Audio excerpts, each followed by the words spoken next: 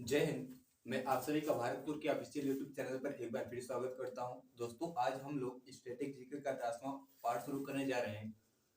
तो चलिए देखते हैं कि इस 10वें पार्ट में किस प्रकार के प्रश्न दिए गए हैं। आइए देखते हैं। दोस्तों, पहला प्रश्न दिया गया है कि प्रार्थना समाज के संस्थापक कौन थे। प्रार्थना समाज के संस्थापक कौन थे? आपका ऑप्शन नंबर ए दिया गया स्वामी विवेकानंद, बी दिया गया दयानंद सरस्वती, सी दिया गया है आत्माराम पांडुरंग और डी दिया गया है रामकृष्ण परमहंस। तो आइए देखते हैं कि स्वामी विवेकानंद के बारे में। तो इन्होंने रामकृष्ण रामकृष्ण मिशन की स्थापना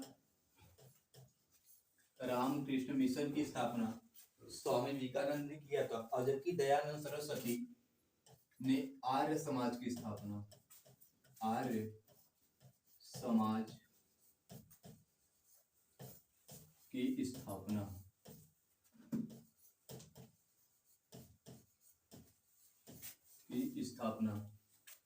हम लोग देखें कि स्वामी विवेकानंद रामकृष्ण मिशन की स्थापना और दयानंद सरस्वती आर्य समाज की स्थापना, और जबकि प्रार्थना समाज की स्थापना किसने किया था? तो प्रार्थना समाज की स्थापना आत्माराम पांडुराम ने किया था। आपका ऑप्शन नंबर सी क्या हो जाता है? सही हो जाता है। तो चलिए हम लोग चलते हैं अपने दूसरे प्रश्न की ओर।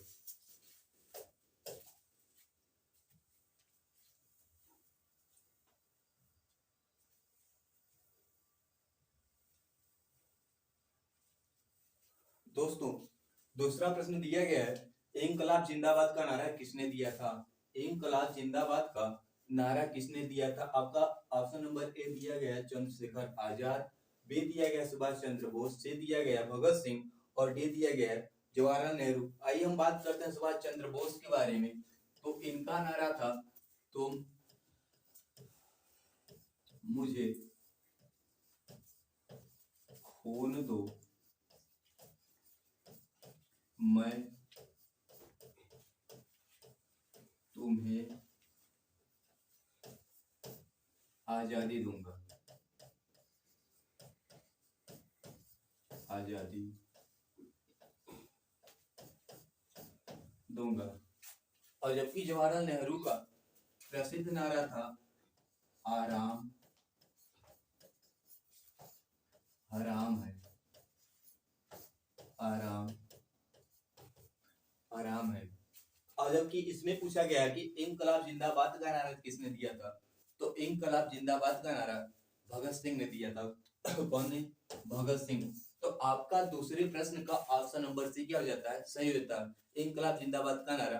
तो इंकलाब जिंदाबाद का नारा भगत सिंह ने दिया था। तो चलिए हम लोग चलते हैं अपने तीसरे प्रश्न की ओर।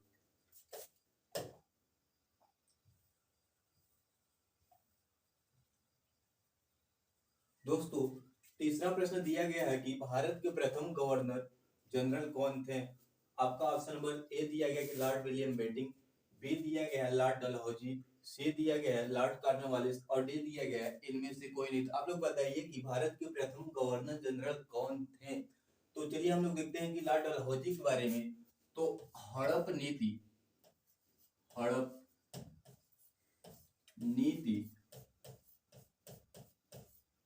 की व्यवस्था लॉर्ड डलहौजी के शासन काल में शुरू किया गया था। हड़प नीति की व्यवस्था लॉर्ड डलहौजी के शासन काल में शुरू किया गया था, जबकि लॉर्ड कॉर्नवालिस स्थायी बंदोबस्त की व्यवस्था। तो इनका हो जाता है स्थायी बंदोबस्त की व्यवस्था। तो लॉर्ड डलहौजी हड़प नीति और लॉर्ड कॉर्नवालिस स्थायी बंदोबस्त की व्यवस्था, और जबकि आपका ऑप्शन नंबर ए दिया गया है लॉर्ड विलियम बेंटिंक। तो भारत के प्रथम governor general Lord William Bentinck थे। तो आपका तीसरे प्रश्न का ऑप्शन नंबर ए क्या हो जाता है? सही होता है, लॉर्ड विलियम बेंटिंक आपका सही हो जाता है। तो चलिए हम लोग चलते हैं अपने चौथे प्रश्न की ओर।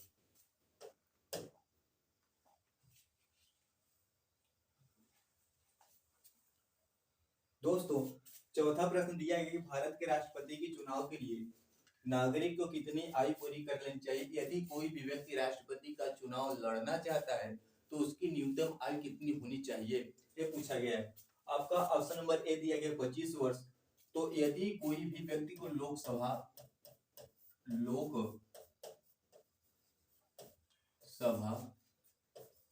का सदस्य लोकसभा का सदस्य बनने के लिए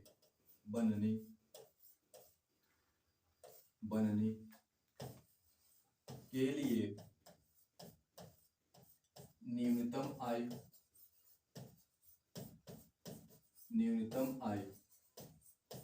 25 वर्ष होनी चाहिए। तो 25 वर्ष आपका हो जाता है कि लोकसभा का सदस्य बनने के लिए, और जबकि बी आपका ऑप्शन बी दिया गया है कि 30 वर्ष राज्यसभा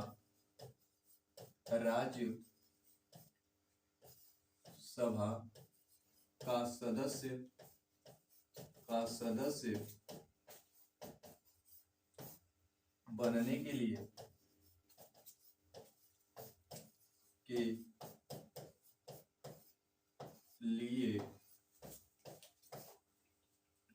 न्यूनतम आयु 30 वर्ष होनी चाहिए। और जबकि आपका ऑप्शन नंबर से दिया गया है 35 वर्ष। तो दोस्तों लोकसभा का सदस्य बनने के लिए न्यूनतम आयु 25 वर्ष और लोकसभा का कार्यकाल 5 वर्ष का होता है। कितने वर्ष का? 5 वर्ष का। और जबकि राज्यसभा का कार्यकाल 6 वर्ष का होता है। कितने वर्ष का होता है? 6 वर्ष का होता है। तो किसी भी व्यक्ति को राष्ट्रपति का उम्मीदवार बनने के लिए उसकी न्यूनतम आयु 35 वर्ष होनी चाहिए। कितनी होनी चाहिए? 35 वर्ष। तो हम लोग चलिए देखते हैं कि 35 वर्ष किस ऑप्शन में दिया गया। आपका ऑप्शन नंबर ए दिया गया 25 वर्ष, बी दिया गया है 30 वर्ष, सी दिया गया है 35 वर्ष। तो आपका चौथे प्रश्न का ऑप्शन नंबर सी क्या हो जाता है? सही हो जाता है। 35 वर्ष आपका सही हो जाता है। तो चलिए हम लोग चलते हैं अपने पांचवें प्रश्न की ओर।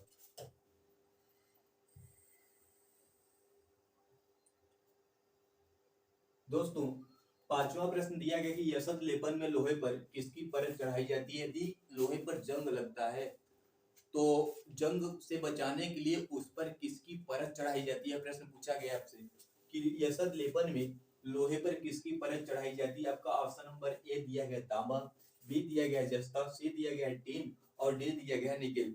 तो लोहे पर जिंक की परत चढ़ाई जाती है। किसकी परत चढ़ाई जाती है? जिंक की। मतलब कि यशत लेपन में लोहे पर जिंक की परत चढ़ाई जाती है ताकि लोहे पर जंग न लगे। तो यशत लेपन में लोहे पर किसकी परत चढ़ाई जाती है? जिंक। जिंक मतलब जस्ता आपका हो जाता है जेडीएन और इसका संकेत हो जाता है आपका जेडीएन। तो लोहे पर जिंक की परत चढ़ाई जाती क्योंकि ताकि इस पर कोई क्षरण उत्पन्न न हो। क्षरण मतलब कि जंग उत्पन्न न हो। तो जंग से बचाने के लिए लोहे पर जिंक की परत चढ़ाई जाती है। तो आपका पांचवें प्रश्न का ऑप्शन नंबर बी क्या हो जाता है? सही हो जाता है। चलिए हम लोग चलते हैं अपने छठवें प्रश्न की ओर।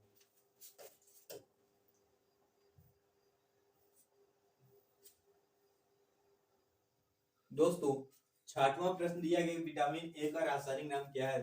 विटामिन ए का रासायनिक नाम क्या है?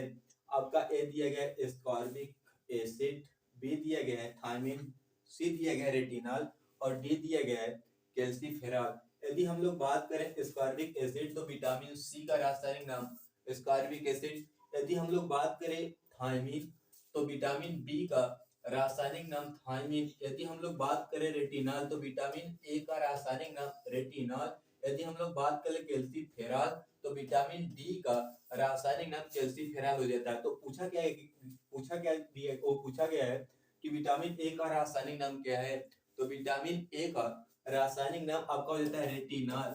तो छठवें प्रश्न का आपका ऑप्शन नंबर सी क्या हो जाता है? सही हो जाता है। चलिए हम लोग चलते हैं अपने सातवें प्रश्न की ओर। कि सातवां प्रश्न क्या दिया गया है? दोस्तों छठवां प्रश्न पूछा गया है सातवां प्रश्न पूछा गया है कि सार्क का मुख्यालय स्थित है। मतलब कि सार्क का मुख्यालय कहाँ पर स्थित है, ये आप लोगों को बताना होगा। आपका पहला ऑप्शन दिया गया ढाका, बांग्लादेश की राजधानी आपका हो जाता है ढाका।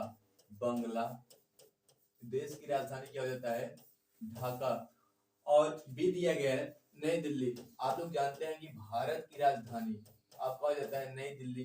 फिर उसके बाद दिया गया काठमांडू, मतलब कि नेपाल की राजधानी क्या हो जाता है, काठमांडू। पूछा क्या गया है कि सार्क का मुख्यालय कहाँ पर स्थित है, तो सार्क का मुख्यालय आपका काठमांडू में स्थित है। यहाँ स्थित है, काठमांडू में स्थित है। तो आपका 7वें प्रश्न का ऑप्शन नंबर सी क्या हो जाता है, सही होता है, सही हो जाता है। काठमांडू आपका क्या हो जाता है, सही हो जाता है। चलिए दोस्तों हम लोग चलते हैं अपने 8वें प्रश्न की ओर।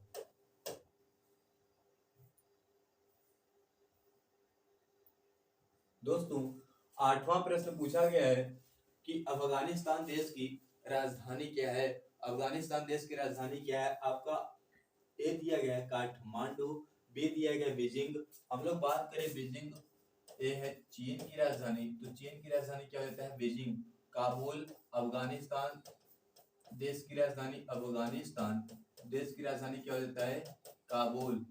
फिर उसके बाद आपका दिया गया है इस्लामाबाद। हम लोग पाकिस्तान की बात करें तो पाकिस्तान देश की राजधानी क्या हो जाता है, इस्लामाबाद। पूछा क्या गया है नेपाल। आप लोग जानते हैं कि नेपाल की राजधानी क्या है, काठमांडू है। और प्रश्न पूछा गया है कि अफगानिस्तान देश की राजधानी क्या है, तो अफगानिस्तान देश की राजधानी काबुल है। क्या है, काबुल।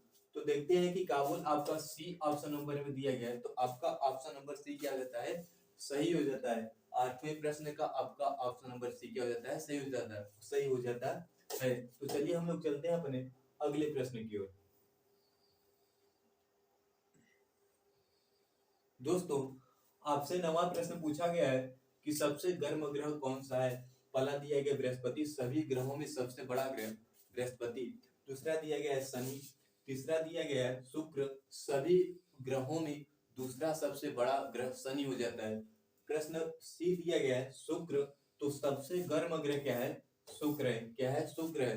अब आपका ऑप्शन नंबर डी क्या दिया गया है, बुध। सभी ग्रहों में सबसे छोटा ग्रह कौन सा है, बुध हो जाता है आपका। तो आपका ऑप्शन नंबर ए दिया गया बृहस्पति, सभी ग्रहों में सबसे बड़ा ग्रह। आपका बी दिया गया है शनि, सभी ग्रहों में दूसरा सबसे बड़ा ग्रह। आपका सी दिया गया है शुक्र, तो सबसे गर्म ग्रह, सभी ग्रहों में सबसे गर्म ग्रह आपका हो जाता है शुक्र। और आपका डी दिया गया है बुध, सभी ग्रहों में सबसे छोटा ग्रह क्या हो जाता है, बुध हो जाता है। चलिए हम लोग चलते हैं अपने 10वें प्रश्न की ओर।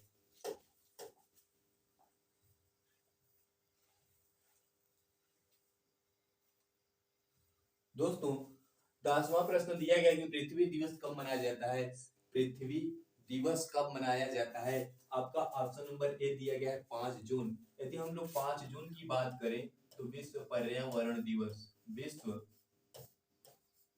पर्यावरण दिवस, विश्व पर्यावरण दिवस 5 जून को मनाया जाता है। आपका बी दिया गया है 23 जनवरी।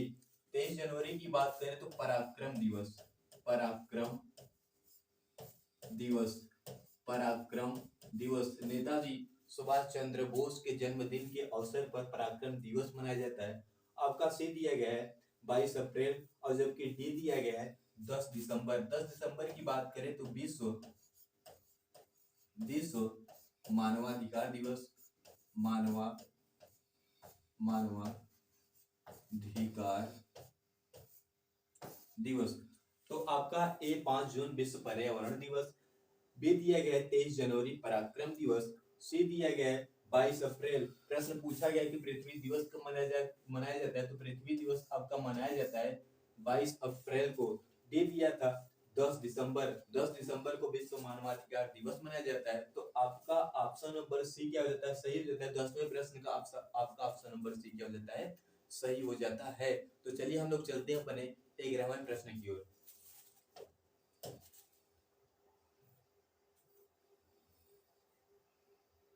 दोस्तों 11वां प्रश्न दिया गया है कि गुलाबी क्रांति का संबंध किससे है, गुलाबी क्रांति का संबंध किससे है।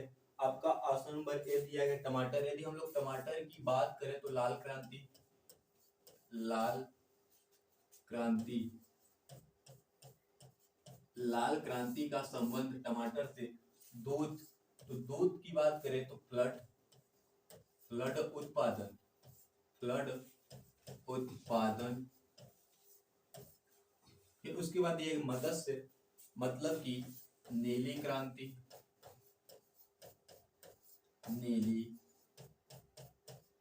क्रांति, नीली क्रांति का संबंध मत्स्य उत्पादन। आपका डी दिया गया झींगा उत्पादन, तो झींगा उत्पादन जो हो जाता है आपका गुलाबी क्रांति से संबंधित है। तो प्रश्न दिया गया था कि गुलाबी क्रांति का संबंध किससे है, तो गुलाबी क्रांति का संबंध झींगा उत्पादन से है। और जबकि टमाटर लाल क्रांति, टमाटर और मांस का संबंध लाल क्रांति से, दूध ब्लड उत्पादन मत्स्य नीली क्रांति, और डी क्या दिया गया झींगा, तो झींगा उत्पादन का संबंध आपका गुलाबी क्रांति से हो जाता है। तो चलिए हम लोग चलते हैं अपने 12वें प्रश्न की ओर।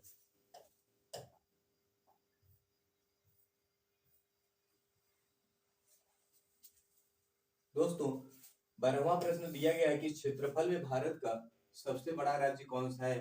आपका ए दिया गया है मध्य प्रदेश, बी दिया गया है आंध्र प्रदेश, सी दिया गया है राजस्थान, और डी दिया गया है महाराष्ट्र। तो क्षेत्रफल में भारत का सबसे बड़ा राज्य, तो क्षेत्रफल में भारत का सबसे बड़ा राज्य आपका हो जाता है राजस्थान। तो आपका 12वें प्रश्न का आप ऑप्शन नंबर सी क्या हो जाता है, सही हो जाता है। आपका ऑप्शन नंबर सी क्या हो जाता है, सही हो जाता है। तो चलिए हम लोग चलते हैं अपने 13वें प्रश्न की ओर।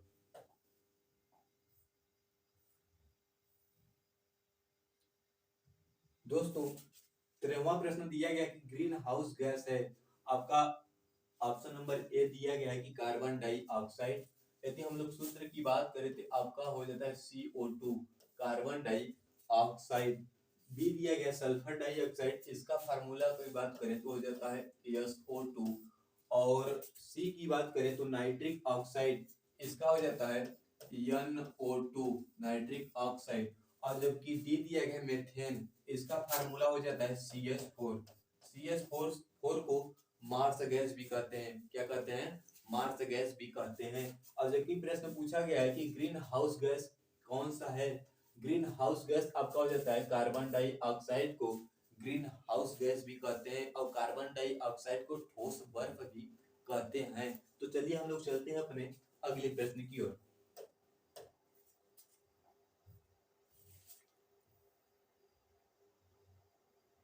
दोस्तों 14वां प्रश्न दिया गया कि बुध ग्रह की उपग्रहों की संख्या कितनी है।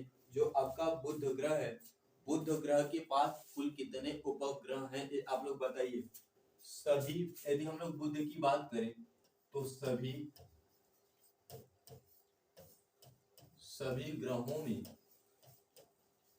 ग्रहों में सबसे छोटा ग्रह, सबसे छोटा ग्रह, सभी ग्रहों में सबसे छोटा ग्रह बुध क्या है, बुध है। और प्रश्न पूछा है कि बुध ग्रह के उपग्रहों की संख्या कितनी है। तो बुध और शुक्र, बुध और शुक्र के पास कोई उपग्रह नहीं है, कोई उपग्रह नहीं है, नहीं है। तो हम लोग क्या देखें कि सभी ग्रहों में सबसे छोटा ग्रह आपका है बुध, बुध और शुक्र, मतलब कि दो ग्रह ऐसे हैं बुध और शुक्र की इनके पास कोई उपग्रह नहीं है। तो इसमें क्या दिया गया था कि बुध ग्रह के उपग्रहों की संख्या कितनी है, तो बुध ग्रह के उपग्रहों की संख्या आपका है 0, मतलब कि कोई नहीं। तो दोस्तों आप लोग ध्यान रखिए, जो आपका ऑप्शन नंबर बी दिया कि 1, मतलब कि पृथ्वी का एकमात्र उपग्रह, पृथ्वी का एकमात्र उपग्रह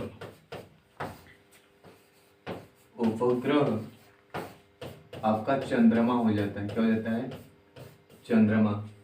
तो हम लोग क्या क्या देखें कि सभी ग्रहों में सबसे छोटा ग्रह बुध और शुक्र के पास कोई उपग्रह नहीं है, और पृथ्वी का एकमात्र उपग्रह चंद्रमा हो जाता है। तो प्रश्न क्या पूछा गया था कि बुध ग्रह के उपग्रहों की संख्या कितनी है, तो बुध और शुक्र के पास कोई उपग्रह नहीं है। चलिए हम लोग चलते हैं अपने अगले प्रश्न की ओर। दोस्तों अगला प्रश्न दिया गया है कि लोकसभा का सदस्य बनने के लिए न्यूनतम आयु कितनी होनी चाहिए। तो लोकसभा का सदस्य बनने के लिए न्यूनतम आयु कितनी होनी चाहिए दोस्तों, ये आप लोग को मिलता है होमवर्क के रूप में। आप लोग कमेंट बॉक्स में इसका आंसर दीजिएगा। फिर उसके बाद जो भी इसका आंसर देंगे हम आगे के नेक्स्ट वीडियो में आप सभी का नाम बताऊंगा। तब तक के लिए हम मिलते हैं अपने आगे के नेक्स्ट वीडियो में। तब तक के लिए आप सभी को जय हिंद।